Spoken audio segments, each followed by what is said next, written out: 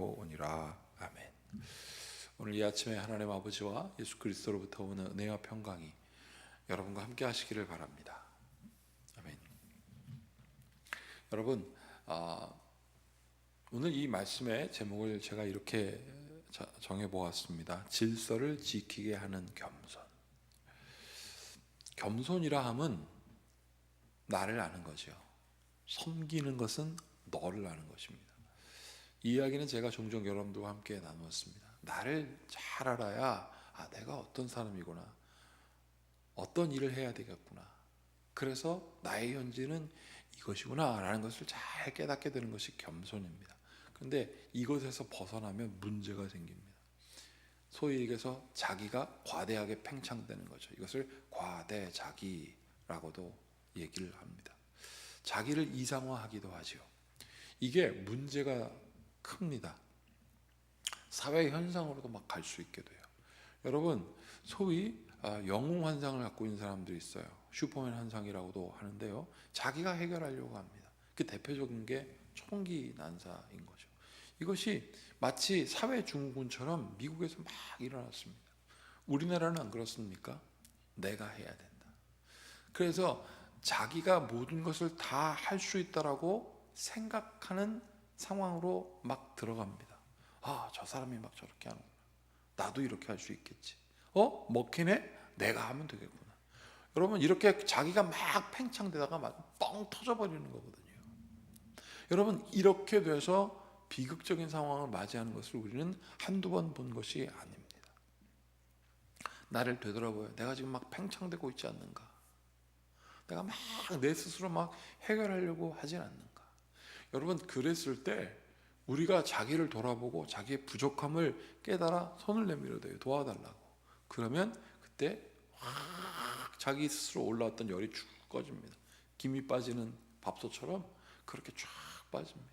사랑하는 여러분, 나는 여러분들이 하나님 앞에 겸손하기를 바랍니다. 그 겸손은 무엇을 깨닫게 해주냐면 질서를 깨닫게 해줘요. 겸손하면 내가 어디에서 무엇을 해야 될지 깨닫게 됩니다. 질서정연해지는 거예요. 오늘 우리가 함께 읽었던 6장 1절, 사무엘하 6장 1절에서 15절까지 있는 내용이 바로 그렇습니다.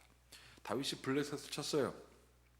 그리고 이제 성궤를 가지고 들어옵니다. 하나님의 성궤, 우리가 법궤라고도 하는데 하나님의 약속이 들어있는 그 성궤를 갖고 옵니다. 그리고 하나님께서 약속하신 상징물들이 거기에 들어있죠. 모세의 십계명도 들어있고 아론의 지팡이도 들어있고요. 여러분, 이런 것들을 갖고 올 때 다윗은 굉장히 즐거워했습니다. 왜냐하면 하나님의 성궤가 있는 곳에 하나님의 임재가 있다고 믿었기 때문이죠. 자, 그런데 6장 1절에 보면 다윗이 이스라엘에서 뽑은 무리 3만 명을 다시 모으고 3만 명을 다시 쫙 모았습니다. 2절 보세요. 다윗이 일어나 자기와 함께 있는 모든 사람과 더불어, 자기와 함께 있는 모든 사람과 더불어 3만 명과 더불어 바알레 유다로 가서 거기서 하나님의 궤를 메어 오려 하니, 자기와 함께 갔던 3만 명 쫙 가서 하나님의 성궤를 가져오는 겁니다. 그 궤는 그룹들 사이에 자정하신 여호와의 만군의 이름으로 불리는 것이다. 그래서 이 성궤 뚜껑에 보면 그룹 천사의 모습으로 이렇게 천사가 마주보고 있는 그런 형상이 있거든요. 불리는 것이라. 자, 문제가 없는 것으로 보여요. 근데 제가 계속 강조한 거 있죠. 3만 명. 다윗이 자기가 막 팽창돼서 이제 간 거죠. 그들이 하나님의 궤를 새 수레에 싣고 산에 있는 아비나답의 집에서 나오는데, 자, 새 수레, 새로운 수레에 실었다 그랬습니다. 멋진 수레를 만들었는지 어떤 수레를 만들었는지 잘은 모르겠지만 수레에 얹었어요. 그리고 아비나답의 집에 있었던 그 성궤를 가지고 나옵니다. 그리고 이 일을 누구에게 맡깁니까? 아비나답의 아들 무사와 아효가 그 새 수레를 몰았다라고 기록합니다.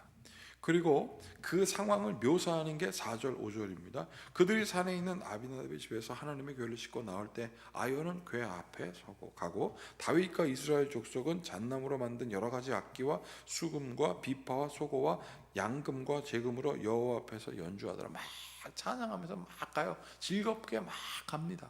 지금 상황입니다. 여러분 어떠세요? 이게 누구의 기쁨일까요? 다윗의 기쁨이었어요. 이렇게 하면 하나님이 기뻐하시겠지. 세수레에 다 싣고 가면 하나님이 좋아하시겠지. 여러분, 그런데 이것은 잘못됐습니다. 출애굽기에 보면 여호와의 궤는 고핫 자손이 매게 돼 있었어요. 고핫 자손이 매고 그것을 옮기게 되어 있어요. 이건 민수기에도 나옵니다. 그런데 이것을 세수레에 딱 싣고 가는 거죠. 질서가 틀어진 겁니다. 하나님은 고핫 자손이 메고 가라고 했습니다. 다 하나님의 뜻이 있었던 거죠. 그 하나님의 뜻 앞에 자기 팽창된 다윗이 해도 돼 라고 생각한 거예요. 이렇게 하면 하나님이 더 좋아하실 거야. 자기가 하나님의 뜻을 넘어서게 된 거죠. 소위 선 넘은 겁니다. 자, 6절 보세요. 그들이 나곤의 타작마당에 이르러 소들이 뛰므로 우사가 손을 들어 하나님의 궤를 붙들었습니다. 소들이 막 뛰니까. 여기서 나옵니다. 7절. 여호와 하나님이 우사가 잘못함으로 말미암아 진노하셨습니다. 그를 그곳에서 치시니 그가 거기 하나님의 궤 곁에서 죽어버렸습니다. 여러분, 이게 우사의 잘못일까요? 다윗의 잘못일까요? 수많은 사람들이 이것에 대해서 질문합니다. 사랑하는 여러분, 우사는 흔들리는 법궤가 떨어질까 봐 붙들었는데 죽었어요. 여러분, 이게 얼마나 불쌍한 이야기겠습니까? 여러분, 이 우사의 일로 사람들이 막 이 성경 말씀을 어떻게 하나님 그럴 수 있냐라고 막 얘기를 하는데, 여러분, 거기에 빠져 있는 것이 중요한 것이 아니라 질서예요. 질서. 하나님께서 명하신 질서를 다윗이 어겼어요. 제사장이 아닌 사람이 손을 대면 안 되는 거예요. 그런데 그게 한꺼번에 다 이루어졌어요. 고핫 자손이 메워야 되는데 안 했죠. 우사 제사장이 아닌데 손 건넸죠. 다 죽어버렸습니다. 8절. 여호와께서 우사를 치심으로 다윗이 분하여 그것을 베레스 우사라 불렀다. 하나님께서 화가 나셨다. 여러분, 이게 보면 베레스 우사라고 되어 있는데 우사를 침이라라는 뜻이 있어요. 하나님께서 우사를 치셨다. 그러면 우사가 잘못했다. 그리고 다윗도 그것을 보고 화가 났다. 여러분, 다윗이 지금 어떤 생각을 갖고 있습니까? 하나님의 성궤 앞에서 자기의 분노가 막 드러나는 거예요. 다윗, 하나님 앞에 무릎 꿇고 잘못했습니다. 이게 나는 하나님 이것이 맞는 줄 알았어요 라고 하는 것이 아니라 분노가 막이에요. 여러분, 9절 보세요. 하나님이 그날의 다윗이 그날의 여호와를 두려워하여 이르되 여호와의 궤가 어찌 내게로 오리요. 여러분, 그러면서 다윗이 거기서 딱 멈춥니다. 그리고 그것을 오벳 에돔으로 가져가고 그곳에서 석 달 동안 하나님의 복이 넘치는 것을 경험하고 그것을 듣게 되죠. 사랑하는 여러분, 하나님은요, 우리가 하나님 앞에 바로 서기를 원합니다. 이것이 거룩이에요. 거룩은 하나님께서 구별해 내신 거고요, 하나님께서 특별하게 인정하신 것입니다. 더럽고 힘들고 구겨져도 하나님, 제가 하나님의 아들입니다 라고 인정하는 그들을 하나님께서 특별하다 말씀하신 거예요. 그렇게 분리시켜 준 게 바로 하나님의 뜻이에요. 예수님께서도 말씀하셨던 내가 거룩하니 너희도 거룩하라 라고 말씀하신 것은 내가 하나님의 아들로 성자 하나님이시고 인간의 몸을 입고 이 땅에 오신 것처럼 너희도 하나님의 형상이다, 하나님이 너희를 거룩하게 여기신다 라고 하는 하나님의 특별함이 바로 거룩함이라고요.